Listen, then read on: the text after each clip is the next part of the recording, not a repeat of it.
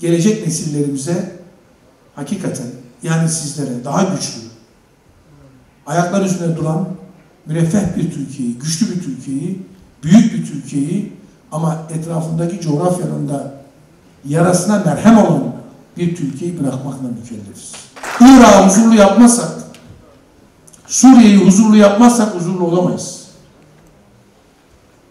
Oradan bu şeytanların ellerini çekmezsek huzurlu olamayız. Bu kadar açık demek.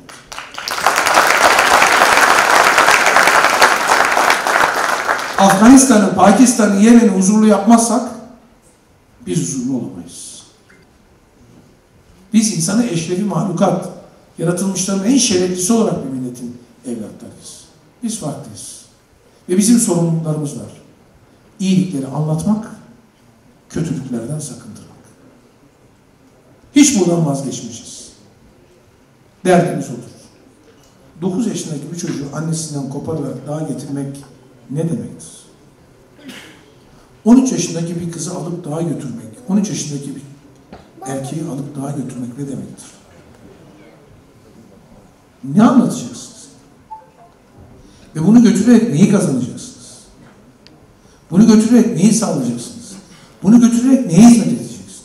Dizinin, annesinin dizinin dibinde durması gereken bir çocuk okula gidip akşamleyin babasının sevgisini ve sıcaklığını hissetmesi gereken bir çocuk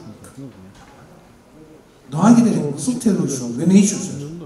Yıllardır Batı bundan açık destek veriyor. Bakın,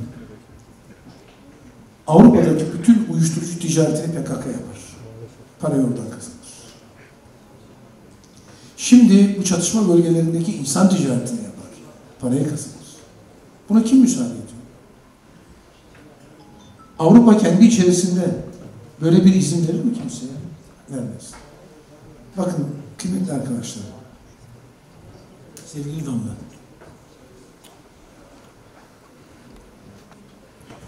sadece bir terör örgütünün silahlarıyla karşı karşıya değiliz. Bir kültür terörizmiyle, kültürel terörizmle karşı karşıyayız. Bizi birbirimizden ayırmaya çalışan bir kültürel terörizmle karşı karşıyayız. Değerlerimizi istiskal eden bir kültürel terörizmle karşı karşıyayız. Dinimizi, inancımızı, geleneklerimizi istiskal eden, yani onu aşağılayan, başkalaştırmaya çalışan bir kültür terörizmiyle karşı karşıyayız. Yani aileleri ortadan kaldırmaya çalışan bu anlayışı çocukları dizlerin dibinden alınan anneler devirebilirdi. Ve şunu söyleyeyim, anneler büyük bir cesaret ortaya koydular. Diyarbakır'ın birçok sivil toplum örgütü sessiz kaldı. Diyarbakır'da her şeye ses çıkaranlar, söz çıkaranlar annelere siz haklısınız diyemediler. Bizim arkadaşlarımızın dışında. Hak diyenler, hukuk diyenler, güya adalet diyenler, sözde bunları ifade edenler, özgürlük diyenler, siz çocuklarınızı özlediğiniz için buradasınız diyemediler.